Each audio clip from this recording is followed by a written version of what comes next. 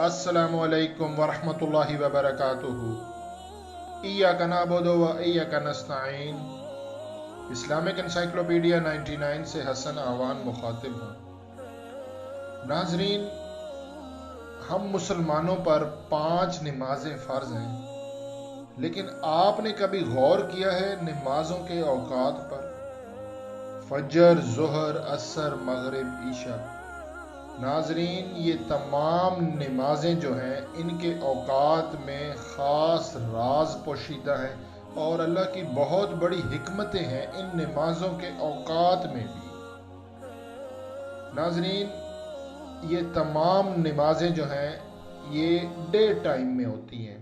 मतलब फजर हम पढ़ते हैं तो उसके बाद फिर सूरज निकल आता है, ज़ोहर है, असर है, मगरिब की नमाज सूरज गरूब होने के साथ हो जाती है और उसकी थोड़ी देर बाद ईशा है, और फिर ईशा से लेके फजर तक कोई फ़र्ज नमाज नहीं है। तहज्जुद की नमाज है लेकिन वो भी अर्ली मॉर्निंग है और वो भी फ़र्ज नहीं है। मतलब ये है कि ईशा की नमाज से लेके फजर तक ये जो पूरी नाइट है इसमें कोई फ़र्ज नमाज नहीं है। तो इसमें राज है एक। आज की मेडिकल साइंस ने ये चीज़ दरियाफ्त की है कि जो इंसान की नींद होती है उसके मेन 4 फेजेस होते हैं, कैटेगरीज हैं। आप गूगल पे जाके खुद लिखें स्लीपिंग फेजेस, तो 4 फेजेस हैं। उसमें इंसान के ये जो 4 फेज होते हैं उसका जिस्म रिलैक्स करता है और जो टिश्यूज होते हैं वो रिलैक्सिंग मूड में जाते हैं और फिर माइंड भी रिलैक्स करता है और इंसान नेक्स्ट डे के लिए फिर रिचार्ज हो जाता है और एक्टिव रहता है। लेकिन ये 4 फेजेस आपको उस वक्त हासिल होंगे जब आप in time early to bed early to rise, time पे सोएंगे, टाइम पे जागेंगे। ये नहीं है कि आप रात के 1-2 बजे सो रहे हैं और आप कहें कि मेरे भी 7-8 घंटे नींद हो रही है, दिन के आप 11-12 बजे उठ रहे हैं और वो 4 फेजेस आपको मिलेंगे। ये ऐसा नहीं है। मेडिकल साइंस ये कहती है कि सूरज निकलने से पहले पहले 4 फेजेस कंप्लीट होते हैं और उसके लिए जो मिनिमम स्लीपिंग आवर्स हैं 6, वो मस्ट है। लेकिन वो भी आप अगर जल्दी सोते हो और जल्दी उठते हो।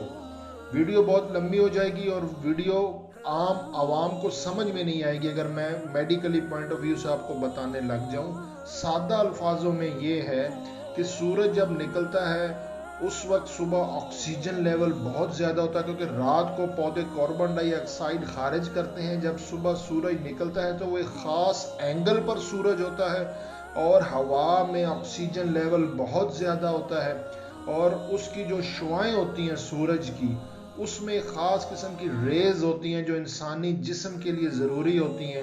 और सबसे अहम है आपका ब्रेकफास्ट, सुबह का नाश्ता इन टाइम होता है।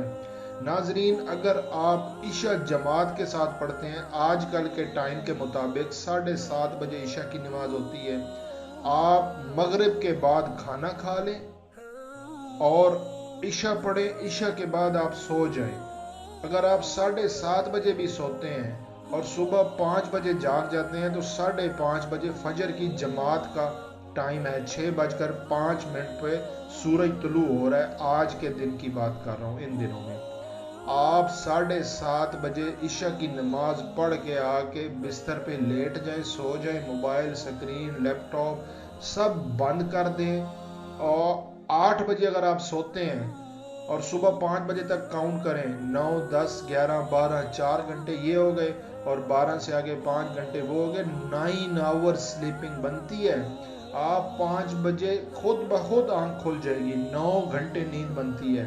फिर जब आपने ईशा से पहले खाना खाया होगा मगरिब के बाद, तो सुबह फजर की नमाज पढ़ के आके आपके पेट में चूहे दौड़ रहे होंगे, आपको भूख लगेगी।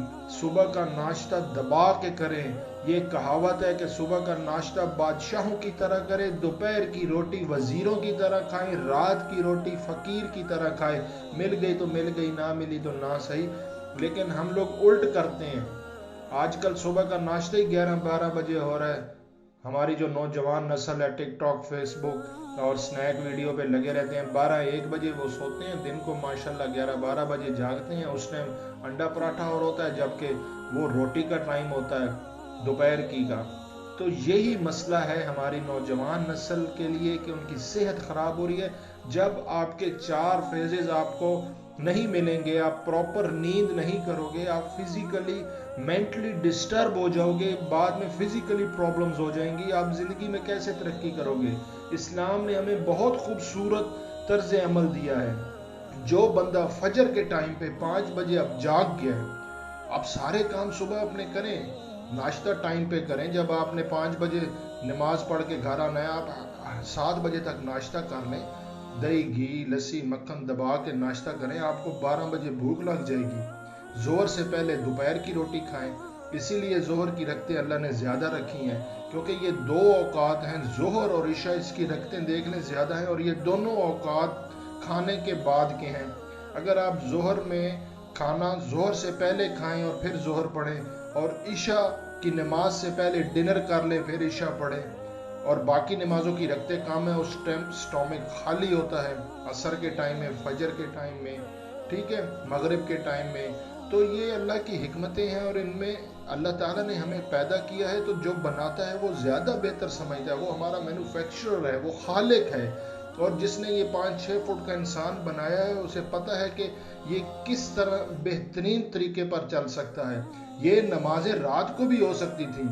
ईशा की नमाज के टाइम पे अगर फजर फ़र्ज हो जाती, और मिड नाइट में फिर जोहर होती, और फिर असर मगरिब, और जब हम फजर पढ़ते हैं उस टाइम ईशा होती है, और अल्लाह कहता है कि दिन को रोज़ियाँ कमाओ और सारे काम करो। लेकिन अल्लाह हमसे बेहतर जानते हैं, वो खालिक हैं, मालिक हैं, राज़िक हैं। तो जिसने पैदा किया है उसे पता है कि ये बॉडी को क्या चीज़ की ज़रूरत है। आप जब सुबह 5 बजे जाग जाओगे तो रात को 7 बजे ईशा पढ़नी मुश्किल हो जाती है। मैं आपको हकीकत बता रहा हूँ, सुबह 5 बजे का जागा हुआ शख्स दिन को आप ना सोएं। लोग कहते हैं यार हमें नींद ही नहीं आती है ईशा के बाद। मैं कहता हूँ आप फजर की नमाज जमात से पढ़ो, ईशा के टाइम आपकी आंखें बंद होना शुरू हो जाएंगी। आप हो सकता है लोग नफल भी मुश्किल से पढ़ते हैं, यार नींद आ रही होती है क्योंकि आप 5 बजे के जागे हुए हो, और फिर जब आप ईशा के टाइम सो जाओगे फजर में आपकी आंख क्यों नहीं खुलेगी। मेरा आप लोगों से रिक्वेस्ट है, इस्लाम पे अगर आप ज़िंदगी गुजार रहे हो, जो अल्लाह का हुक्म है, अल्लाह के रसूल का हुक्म है, आपकी मेंटली फिजिकली सेहत सही रहेगी। एक तहकीक हुई है, फ्रांस के एयरपोर्ट पे एक बंदा वज़ू कर रहा था, और वहाँ पे एक शख्स आया, उसने कहा आप कौन सी कंट्री से बिलोंग करते हो। उसने कहा मैं पाकिस्तानी हूँ। उसने बोला आपके पाकिस्तान में कितने पागल खाने हैं। उसने कहा ये तो मुझे नहीं पता। तो उसने कहा मैं फ्रांस का स्पेशलिस्ट डॉक्टर हूँ, और हमारे फ्रांस में बहुत ज़्यादा पागल खाने हैं, और मैं उन पे रिसर्चर भी हूँ, और मैं एक स्पेशलिस्ट डॉक्टर हूँ। आपने ये जो वज़ू किया, और वज़ू के दौरान जो गर्दन का मसा किया, गीला हाथ लगाया, ये आपको किसने सिखाया है। उसने कहा ये तो हमारे दीन में है, ये तो 1400 साल से पहले हजूर सल्लम का ये तरीका है, और हम ये वज़ू किया है। उसने बोला ये तो हमने तहकीक और रिसर्च की है कि जो इंसान अपनी गर्दन का जो पिछला हिस्सा होता है, जहाँ पे रीढ़ की हड्डी ख़त्म होती है और सर शुरू होता है, ये जो दरमियान के मसल्स होते हैं, यहाँ पे जो रगें होती हैं, अगर इनको तर रखा जाए पानी के साथ, तो उस इंसान के पागल होने के चांसेस ना होने के बराबर होते हैं। ये तो मेडिकल साइंस कहती है। सुबहान अल्लाह। देखें, तो उसने कहा ये तो हमें इस चीज़ का नहीं पता, इसीलिए पाकिस्तान में पागल की जो रेशो है वो बहुत कम है, जबकि उन कंट्रीज़ में बहुत ज़्यादा है।